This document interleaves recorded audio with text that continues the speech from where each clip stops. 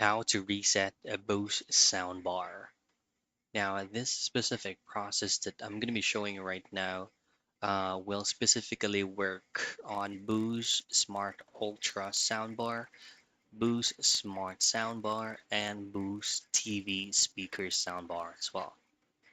Now, um, performing a hard reset on Bose soundbar comes handy, but has a different process of doing it depending on the make and the model of your Bose soundbar.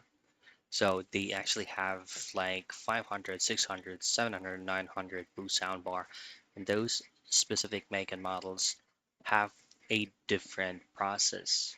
But I'm going to be providing you the very general process of doing or performing hard reset. Now I will be showing you out the specific steps, which is actually a resources directly from the Boo support, just to provide you a reference as well. So of course, general thing to do is to turn off your soundbar, disconnect all power cord soundbar on the outlet, especially with accessories that you're attaching to the speakers. For example, HDMI, optical wires, and so on and so forth. Leave it after 30 seconds and reconnect it back to the power outlet and wait about 30 seconds for the soundbar to reboot.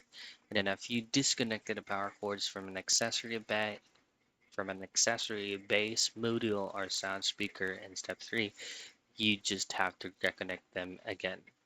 Now to do so, all you have to do is just to simply tap and hold the power button and the skip button all together at once, and then just leave it a minute or two for it to reboot properly. And that's it. That's how you perform a reset on your Bose soundbar.